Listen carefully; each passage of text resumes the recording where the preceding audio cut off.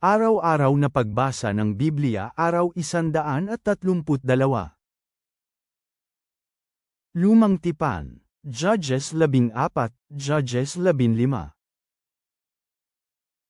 Bagong Tipan, John 14 minuto pasado alas 7:44. Nang malapit na matapos ang kapistahan, umakyat si Jesus sa templo at nagsimulang magturo. Namanghang ang mga Hudyo at sinasabi, paano nagkaroon ng maraming karunungan ang taong ito? Hindi naman siya nakapag-aral. Sinagot sila ni Jesus at sinabi, ang aking katuruan ay hindi akin, ngunit sa kanya na nagsugo sa akin.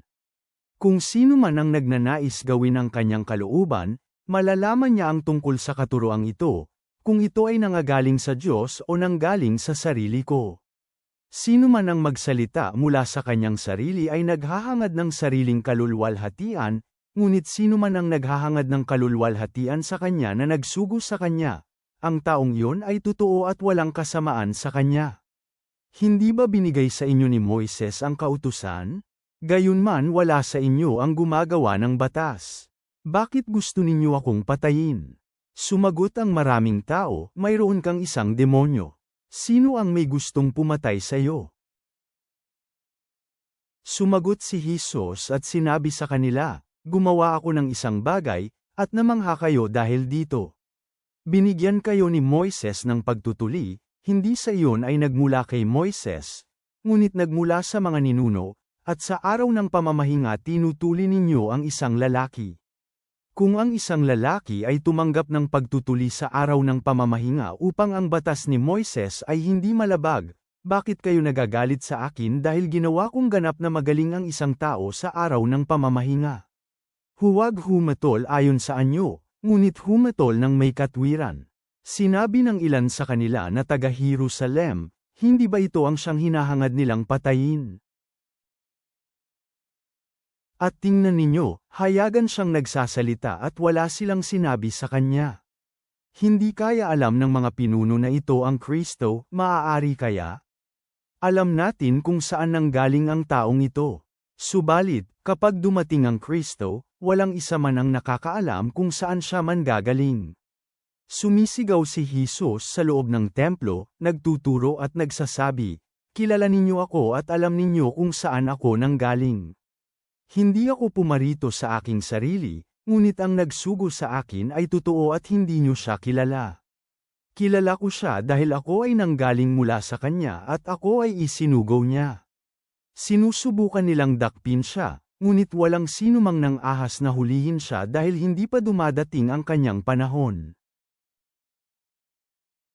Subalit, marami sa mga tao ang sumampalataya sa kanya. Sinabi nila, kapag dumating ang Kristo, gagawa ba siya ng mas maraming tanda kaysa sa mga ginawa ng taong ito? Narinig ng mga Pariso ang bulong-bulungan ng maraming tao tungkol kay Jesus, at ang mga punong pari at ang mga Pariso ay nagsugo ng mga opisyal upang hulihin siya. At sinabi ni Jesus, sa sandaling panahon mananatili pa ako kasama ninyo, pagkatapos pupunta na ako sa nagsugo sa akin. Hahanapin ninyo ako ngunit hindi ninyo ako makikita, kung saan ako papunta, hindi kayo makakasama. Kaya nag-usap-usap ang mga Hudyo, saan papunta ang taong ito na hindi natin siya kayang hanapin? Pupunta ba siya sa pagkakalat sa mga Griego at tuturuan ang mga Griego? Ano itong salita na kanyang sinabi, hahanapin ninyo ako ngunit hindi ako makikita, kung saan ako pupunta, hindi kayo makakasama. Ngayon sa huling araw, ang dakilang araw ng kapistahan, tumayo si Jesus at sumigaw na nagsasabi, kung sino man ang nauuhaw, hayaan siyang lumapit sa akin at uminom. Kung sino ang sumampalataya sa akin, gaya ng sinabi ng kasulatan, mula sa kanya dadaloy ang mga ilog ng tubig na buhay. Ngunit sinabi niya ito tungkol sa espiritu na tatanggapin ng mga mananampalataya sa kanya. Ang espiritu ay hindi pa naibibigay dahil si Jesus ay hindi pa nalululwalhati. Ang ilan sa maraming tao, nang narinig nila ang mga salitang ito ay nagsabi, tunay nga na ito ang propeta. Sinabi ng iba, ito ang Kristo. Ngunit sinabi ng iba, Ang Kristo ba ay manggagaling sa Galilea? Hindi ba sinabi ng mga kasulatan na ang Kristo ay manggagaling sa lahi ni David at mula sa Bethlehem, ang nayon kung saan galing si David? Kaya nagkaroon ng pagbabahagi sa maraming tao dahil sa kanya. Ang iba sa kanila ay ninais sanang dakpin siya, ngunit walang isa man ang uli sa kanya. Mga kawikaan. Proverbs 29 minuto pasado alas 11:31, Proverbs 12:1-7. Ang isa na siyang nagdadala ng gulo sa kanyang sariling sambahayan ay magmamana ng hangin, at ang mangmang ay magiging isang alipin sa matalinong puso. Sila na gumagawa ng tama ay tulad ng isang puno ng buhay, pero ang karahasan ay bumabawi ng mga buhay. Kung sila na gumagawa ng matuwid ay tumatanggap kung ano ang karapat-dapat sa kanila, paano pa kaya ang masama at ang makasalanan?